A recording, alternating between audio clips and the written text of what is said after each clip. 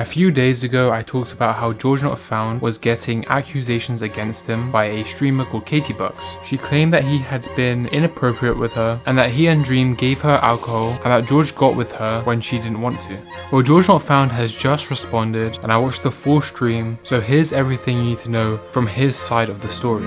GeorgeNotFound met this girl at VidCon and Dream invited her and a bunch of friends to come to his big hotel room for an after party. GeorgeNotFound claims that he assumed the girl was 21 because she had just came from an event where you had to be 21 to access. She even had a wristband saying that she had been into this event. He also claims that he had not seen her before and he only saw her Instagram afterwards where it says that she was 18 years old. I want to also say though that the girl was 18 years old and that means that she was a full-grown adult. So there was no issues with like consent or her being like a minor or anything. KatieBugs said that Dream and George were the ones to suggest for them to play drinking games, but George actually says that they were the ones that wanted to play the drinking games and even showed screenshots of her asking what the game was called because it was a mobile phone game. So this shows that KatieBugs was actually enjoying the games that they were playing. She claims that she was like on her phone playing this mobile game to kind of avoid the situation that was happening, but George actually claims that this game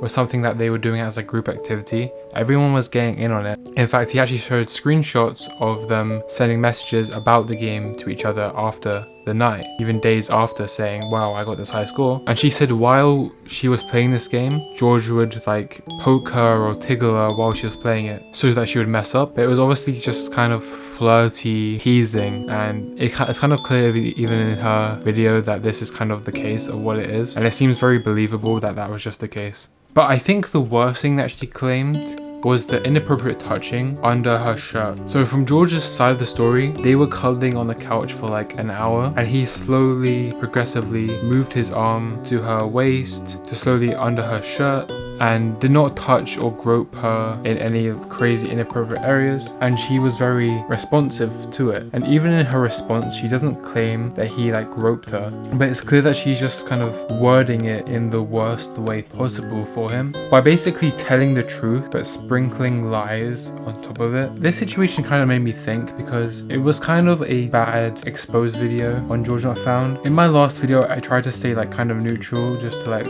look at the facts further because I did like just hear the allegations and wanted to look into this a bit further before I finalized my choice. And when looking into this further, it's very clear that this girl is basically lying, and you're probably wondering why she would be lying. I mean, it could be a few reasons. First of all, she could have a problem with GeorgeNotFound outside of this and be upset at him and just want to ruin his life because she can, which is obviously a very terrible thing to do, but people do that and it's awful. And she's probably also looking for a bit of clout in this because I had never heard of this girl beforehand and I'm sure a lot of people haven't. And by attaching herself to a big creator like Dream and George, put her in the limelight for a bit, but it's very stupid because people are going to see through this so easily. And I also think that she has confused her regretting kind of getting with GeorgeNotFound after the fact and at the time not wanting to do it. I think at the time she was entertaining the idea of them kind of getting together or like flirting or whatever, but then maybe now she looks at it and is like, oh, I regret that I did that, but that is not his fault. It was your decision, and she was basically leading him on, and I mean there was nothing really he could do. Anyway, these are my thoughts on the situation.